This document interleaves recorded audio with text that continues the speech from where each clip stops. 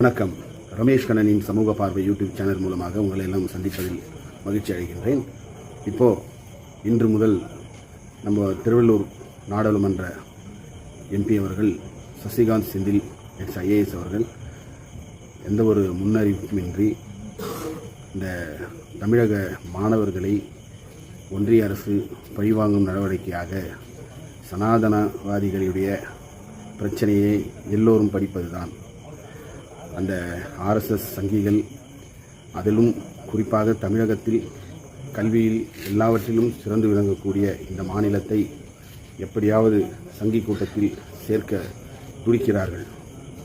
அதனால் அதற்கெல்லாம் காரணமாக இருக்கக்கூடியது முதலில் படிப்பு தான், கல்விதான். பாபா சாஹேப் அம்பேத்கர் அவர்கள் கல்வியுடைய முக்கியத்துவம் உணர்ந்து படித்தால் மட்டும்தான் சமுதாயத்தில் நீங்கள் மாற்றங்களை கொண்டு வர முடியும் என்று சாதித்து காட்டியவர்.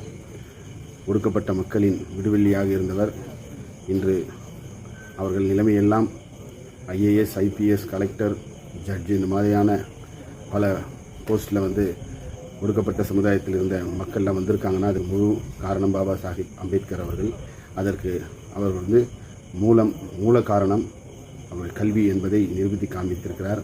தமிழகத்தில் குறிப்பாக காமராஜர் அவர்கள் கல்விக்கு எந்த அளவுக்கு முக்கியத்துவம் கொடுத்தார் என்பது நம்ம அனைவருக்கும் தெரிந்ததே. ஸோ அதற்கு முன்னால் நம்மளுடைய மூதாதையர்கள் ஒரு 2 தலைமுறைக்கு பின்னால் பார்த்தீங்கன்னா ஒரு குறிப்பிட்ட சமுதாயத்தை தவிர மீது யாருமே கல்வி கற்றிருக்க மாட்டார்கள். அவர்கள் எல்லோருமே கை நாட்டுகளாக இருந்திருப்பார்கள். அப்போது அவர்களெல்லாம் எப்படியோ ஏமாற்றி சொகுசாக வாழ்ந்து கொண்டிருந்த மக்கள் இன்று எல்லோருக்கும் எல்லோருமே கல்வியை கற்று பெரிய பெரிய பதவிகளுக்கு வந்துவிட்டார்கள்.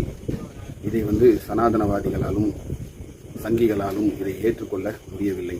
ஆகையால் அவர்கள் முதலில் கை வைப்பது இந்த கல்வியில்தான்.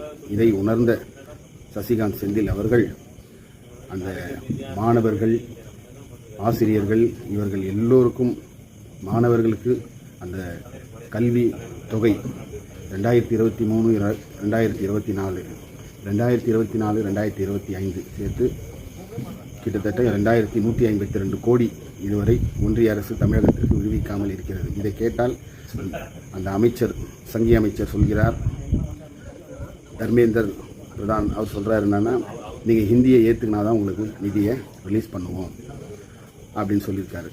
ஒரு ஆர்டியில் ஒருத்தர் கேட்டிருக்காரு, இந்த கல்வி நிதி எந்தெந்த மாநிலங்களுக்கு எவ்வளோ கொடுத்தீங்கன்னா அவர் போல்டாக சொல்கிறாரு, வெஸ்ட் பெங்காலுக்கும் தமிழ்நாட்டுக்கும் 0 கொடுக்கவே இல்லை அப்படின்ற மாதிரி போல்டாக அந்த அளவுக்கு சொல்கிறாங்க. இவருக்கு மக்கள் வாக்களித்து வெற்றி பெற வேண்டும் என்று நினைப்பவர்கள் இவ்வளவு திமிராக இவ்வளவு ஒரு மக்கள் விரோத செயல்களை இவ்வளவு தெளிவாக செய்ய மாட்டார்கள். ஏனென்றால் இவர்கள் வாக்குகளை திருடி கொள்ளையடித்து திருட்டு வேலையில் ஈடுபட்டு இவர்கள் எப்படியோ கள்ள ஓட்டு, அதாவது வாக்காளர்களை எல்லாம் 65 லட்சம் பேரை பீகாரில் வாக்காளர்களாக இல்லாமல் அவர்கள் எல்லாம் ஒதுக்கிவிட்டு இப்பொழுது தேர்தல் நடத்த தயாரானார்கள். அங்கே ராகுல் காந்தி வைத்த ஆப்பு இந்தியா முழுவதும் பற்றி கொண்டு எந்த தேர்தலிலும் இனிமேல் தில்லுமுள்ளு செய்ய முடியாது, இவர்கள் வெற்றி செல்லாது, மோடியுடைய வெற்றியே செல்லாது என்று ஆகிக் கொண்டிருக்கிறது. ஆகையால் இப்பொழுது சசிகாந்த் செந்தில் அவர்கள் காலவரையற்ற இந்த உண்ணாவிரதத்தை மேற்கொண்டிருக்கின்றார். அவரோடு சேர்ந்து நாங்களும் பாருங்கள், அவர் அலுவலகத்தில் தான் இருக்கிறோம். அவரோடு சேர்ந்து நாங்களும் உண்ணாவிரதத்தில் இறங்கியிருக்கின்றோம். இந்த ஒன்றிய அரசு நிதியை விடுவிக்கும் வரை இந்த உண்ணாவிரதத்தை கைவிடப் போவதில்லை என்பதை உறுதியோட, இதுதான் எங்களுடைய காங்கிரஸுடைய ஸ்டைல். அதாவது சாலையிலேயோ ரோட்லேயோ விளம்பரப்படுத்தி கொண்டு எல்லாம் இல்லாமல் காந்தி மண்டபத்து உள்ள வீட்டு உள்ள யாருமே இது பண்ணாதபடிக்கு வீட்டிலே உண்ணாவிரதம் இருப்பார்.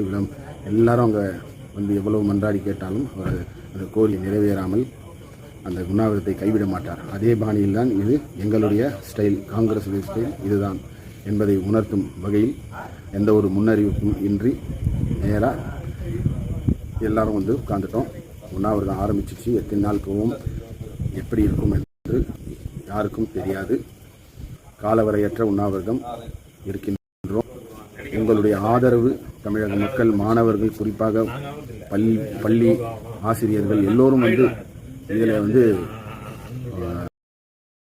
எல்லோரும் இதில் கலந்து கொண்டு எம்பி அவர்கள் பின்னாலே நின்று எல்லோரும் ஆதரவை தெரிவிக்குமாறு உங்களை அன்போடு கேட்டுக்கொள்கிறேன். நன்றி, வணக்கம்.